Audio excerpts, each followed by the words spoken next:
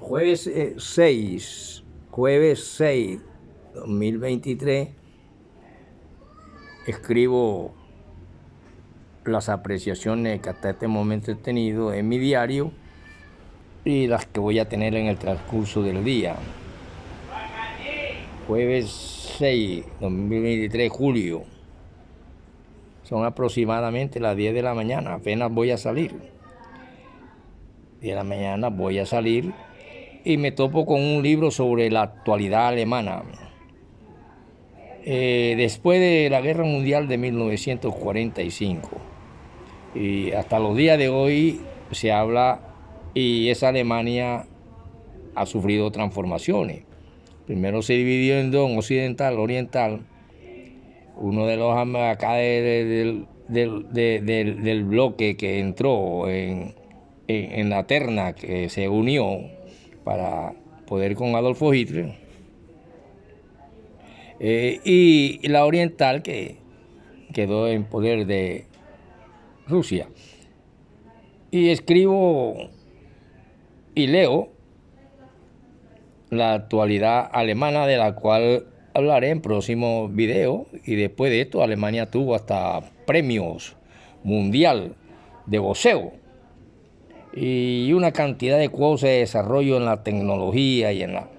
Bueno, eso lo dejaremos para ver mi diario, porque hoy voy a darle fin, voy a escribir enseguida aquí, fin a el fascismo militar de Mussolini, el fascismo o el fascismo, como sea,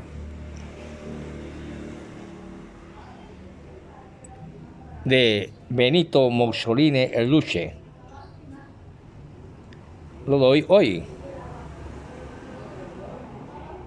para así poder yo continuar con la clase, queridos estudiantes, de los temas que habíamos venido viendo y poder entender bien cómo el poder de la silla presidencial es un poder que a través de ahí y han sido manipulados durante tantos años, se logra atacar al Palacio de Justicia, así como veníamos hablando, pero que para que llegara a esto fue necesario que hubiera en el ayer, entre los años 1956 al 58, lo que se conoció como la reconciliación bipartidista, debido a la crisis en la que había entrado el gobierno militar de Gustavo Rojas Pinilla, que viene y antes de esto, para poder aplacar la famosa violencia, y que después de esto surge en el 62 hacia allá lo que se conoció como el Frente Nacional, y que vemos que es entre esa crisis de Gustavo Rojas Pinilla, hubo en Cali el 7 de agosto de 1956, por ahí más o menos como a la 1 de la madrugada, si algunos recuerdan, hubieron 7 camiones militares cargados con 42 toneladas de dinamita y estacionados frente a la sede de la policía militar y el batallón Codazzi, explotaron, causando la destrucción de más de 30 manzanas barriales y la muerte de cerca de 1 millón de personas. Y esto se apuntó algo más a la cuestión de oposición. Antes, como la oposición civil, que había concretado la propuesta del expresidente Alfonso López Pumarejo acerca del entendimiento de los partidos, para la cual Alberto Lleras Camargo, jefe único del liberalismo, se había desplazado a España para reunirse con Laureano Gómez, con el fin de establecer la base de la reconciliación liberal conservadora. Y ahí comienza esta cuestión, y el resultado de las conversaciones fue llamado Declaración de Benidorm y se firmó el 24 de julio de 1956. Todo esto es necesario que pase para poder llegar a la quema del Palacio de Justicia, proveniente del poder de la silla presidencial de Nariño. Y así llegamos y nos encontramos en el momento, por ejemplo, en que hay un origen y un nacimiento de un frente nacional, y tiene un porqué y tiene un inicio. Y es cuando vemos que Alberto Lleras y el Frente Nacional integran la clave del periodo que se inició y se inicia con el gobierno de este hombre, Lleras Camargo, que fue un acuerdo de los dos partidos políticos tradicionales para sucederse en el poder y la búsqueda de una aproximación a los gobiernos de la región y la administración política de Estados Unidos, y las luchas de guerrilleros, ejércitos y autodefensas marcaron este periodo. Es durante la administración de Alberto Lleras Camargo que trae a relación problemas significativos que todavía hoy se lucha por esas cosas, como el de la propiedad de la tierra para miles de familias campesinas, el bandolerismo, la participación democrática ciudadana a la existencia de la guerrilla. No lograron un tratamiento adecuado y debieron postergarse durante este Alberto Lleras Camargo. Y es en esa época en que hay estado de sitio y hay reforma. Y paralelamente a esas medidas mencionadas, el gobierno de Lleras Camargo orientó su atención hacia uno de los asuntos enfatizados por la directiva del partido durante su lucha contra el gobierno de Gustavo Rojas Pinilla. El prejuicio causó a la democracia mediante el manejo personal y autoritario de los problemas del Estado. Causó problemas. Y debe recordar, y creo, querido estudiante y discípulo, que debemos recordar que el antiguo Frente Civil opinaba que un hecho como el que el país hubiera permanecido en estado de sitio desde noviembre del 49 y que el Congreso estuviera clausurado y sus funciones fueran desempeñadas por una Asamblea Nacional Constituyente que respondía realmente a los intereses políticos del Estado círculo gobernante de Gustavo Rojas Pinilla, impedía ejercer el indispensable control político y civil y democrático sobre el órgano ejecutivo.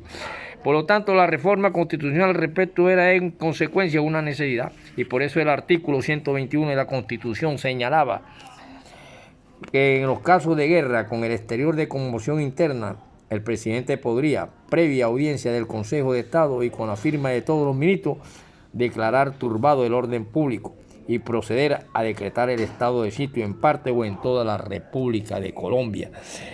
Todas estas cuestiones quedaron investidas y así vino una cuestión llamada pacificación y rehabilitación. Y por eso el gobierno de Lleras Camargo no consiguió dominar la violencia, a la cual entre 1958 y 1975 se sumó el fenómeno del bandolerismo político. En el año de 1974, más de 100 bandas armadas actuaban en un contexto local y continuaban y contaban con el apoyo de las comunidades rurales y de los gamonales en parte. Y ahí eso se debido a su surgimiento, que expresaba tanto el rechazo a los acuerdos de paz entre los liberales y los conservadores, como la amnistía de 1958.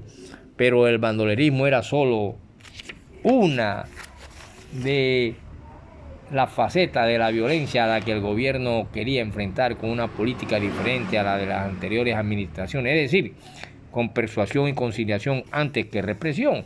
Todas estas cuestiones se vivían en Colombia y para ver el Frente Nacional la lucha, y llega un momento que se lucha por la imagen. Aquí en Barranquilla, el Carlos Lleras Restrepo fue ridiculizado por un sencillo y simple líder comunitario llamado el autor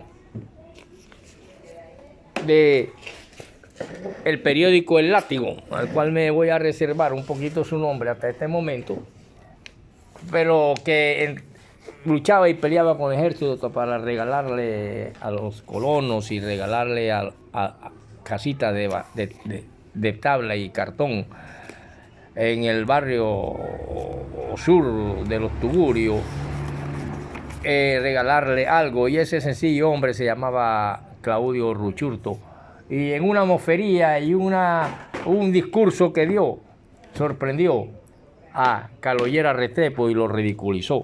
Por lo tanto, todas esas cosas se han visto en Colombia antes de llegar a la quema del Palacio de Justicia, que es cuando hace aparición el M-19. aparece después de algunas otras cuestiones. Y así nos introducimos para poder ver poco a poco y conmigo la actual Alemania, que ahora está en nuevos conflictos por las cuestiones de Ucrania, que ha participado como aliada de los monopolios norteamericanos, o OEA, Organización de Estados Americanos, y que de una u otra forma estamos viendo también como un fascismo democrático, porque siempre se utiliza para atacar a otros países las fuerzas militares y las armas y esas cuestiones. Por lo tanto, es una democracia bastante deforme.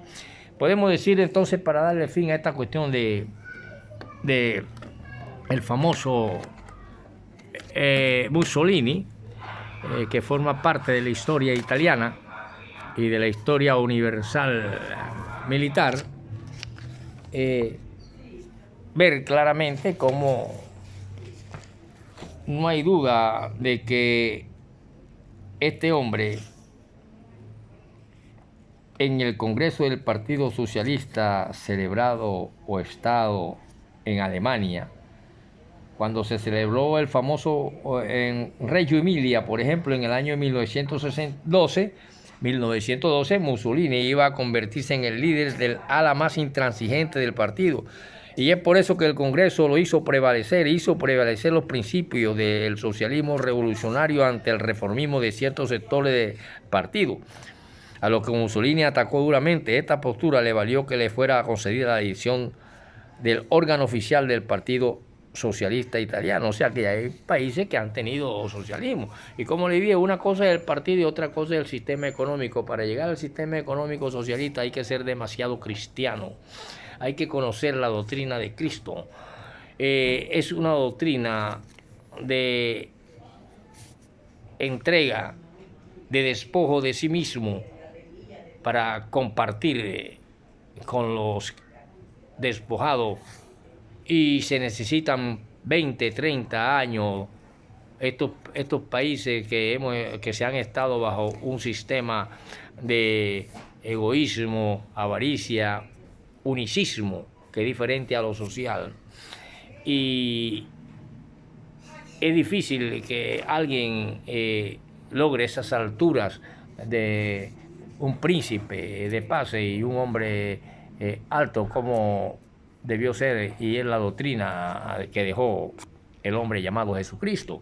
Y que esta doctrina, y en los países donde se dé esto, se acaba la codicia, la avaricia, pero debe saber vivir y darle valor a la vida, darle valor al prójimo. Y no es solamente que nuestro Dios es el carro, las cuatro puertas, el dinero, que es papel, y es más valiosa la vida. Y eso no lo comprende un derechista ni un capitalista de hoy en día. Y que se necesita otra forma de capitalismo que yo llamé en mis análisis, y le di el nombre de la sociabilización del capitalismo.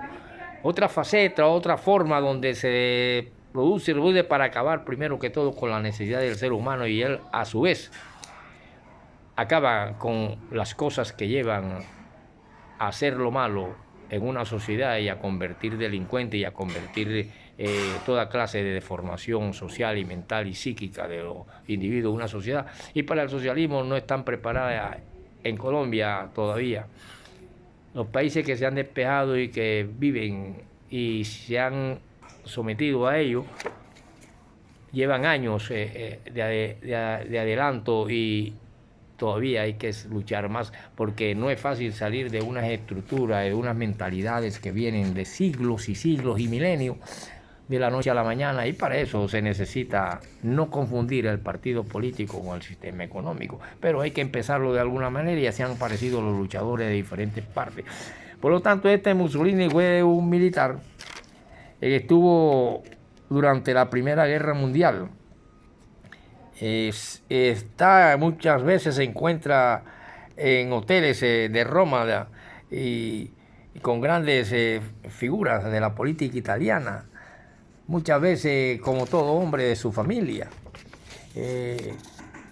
Después de él también aparece en otra parte un tal Tito que era deforme, le faltaba, tenía deformidades en una mano, y de ese Tito hablaremos próximamente. Por lo tanto, cuando estalla la Primera Guerra Mundial, Mussolini, de acuerdo con su diario, se manifestó neutralista. Al ser neutralista, no obstante, en octubre del 14 pasó de improviso de la defensa de su neutralidad absoluta a una neutralidad condicionada para manifestarse en noviembre favorable a una intervención italiana al lado de la Entente. O sea, el futuro Duce afirmaba entonces que la entrada de Italia en la guerra favorecía la revolución social en el país, y a pesar de ello estuvo fuertemente mediatizado por los servicios de la embajada francesa en Italia, de la que al parecer recibió ayuda financiera. En la tesis del intervencionismo, que siempre intervienen en las mentalidades de los gobernantes, motivó su expulsión del partido al cabo de una semana y su cese como director de Avanti, pero hacía poco que acababa de fundar otro diario que se llamó El Segundo Popolare d'Italia, y fundó seguidamente los Faccios de Acción Revolucionaria, que desarrollaron una intensa propaganda a favor de la guerra contra los imperios centrales y cuya actividad no cesaría hasta la entrada de Italia en la guerra en 1915, y por ello supuso igualmente la incorporación a filas de Mussolini, quien fue herido en 1917 y estuvo convaleciente durante varios meses y reprendió luego la dirección de su periódico. Este hombre, Claudio Orro Churto, hizo el periódico El Látigo, que era de un corte totalmente revolucionario e izquierdista y por los pobres y para los pobres. Ridiculizó a Carlos Lleras Restrepo. Creo que fue Carlos Lleras Restrepo uno de los del Frente Nacional allá en el año 1962 al 66, más o menos así. Por lo tanto, tenía yo en esa época como algunos 10 años. Nos vemos en la próxima, porque vamos a entrar a la Alemania después de la guerra y a ver a Tito.